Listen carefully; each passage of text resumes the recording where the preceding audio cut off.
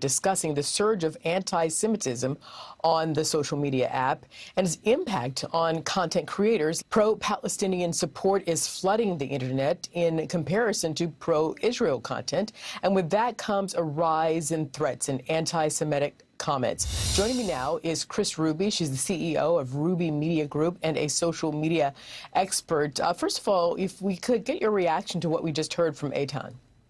I agree with all of it. We are seeing unprecedented levels of anti-Semitism on social media platforms, everywhere from TikTok to X, formerly known as Twitter. I think all of this is coming at the same time as the launch of artificial intelligence. And that makes this even worse because you can really unleash an entire bot army on someone. And so sometimes the hate that you're perceiving may actually be a bot army and not a person. And it's going to become very difficult to discern between the two. Who are you fighting with? And I think that also directly intersects with what we're seeing in general on social media, which is the increase of psychological domestic operations and warfare being waged to pit people against each other. Kris, did you sign the open letter to TikTok executives? I haven't signed it, but I'm familiar with it. I, of course, agree with what is said in it. Tell us about it. So one of the recommendations that I think is the standout recommendation to me is that they're saying we want a community manager that is going to specifically represent our interests as the Jewish community. Every other community is represented. Why are Jews not represented in terms of community management on TikTok? TikTok has responded and said that they take this seriously, but from my own experience in reporting, users are saying something very differently. Now, TikTok has done a good job of removing anti-Semitic hashtags, but not the comments.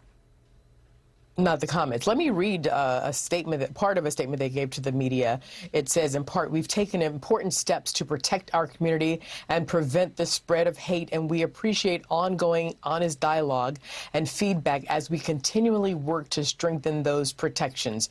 Does this make you feel safe? No. I mean, is this enough? No, it's definitely not enough. Again, this is really a war with the machine right now, with machine learning, because I think there's an over-reliance on machine learning to detect anti-Semitism. ADL has talked about that as well in terms of having volunteer annotators with their online hate index, where they actually have people who will flag text as being this is anti-Semitic or this is not. But AI is not always going to get this right. So if you see something, say something, flag the content, and participate in the process.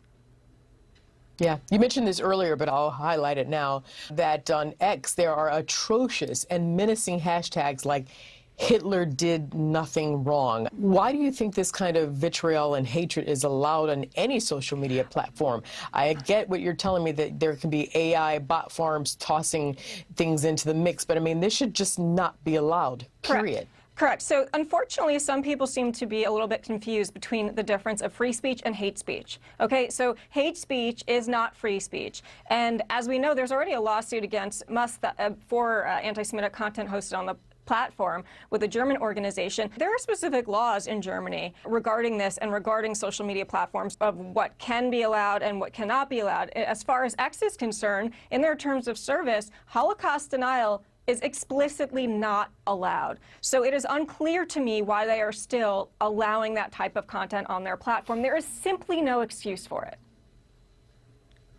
What about just boycotting those platforms? I mean, won't make it go away, but I don't know. Could that help? Just asking.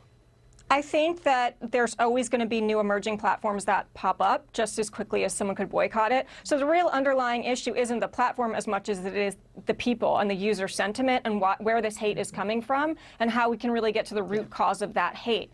And X, for example, there should be a letter to X. After reading this one to TikTok, maybe I'll go write it. I was thinking that after looking at it, because this issue is happening across the board on every single platform right now. And what shocks me is these are young people. I mean, they have these really warped senses of perspective at a young age. Yeah, and we're also seeing people getting canceled for this type of stuff. There's one account where they track this, and then if you're seen ripping off these posters in Manhattan, that account will share your face. And so young people who are doing this should really consider the future of their career, that they will not get hired ever again. And that is just a reality. And if you are aligned with anti-Semitism, you're on the wrong side of this. We need to end hate, period.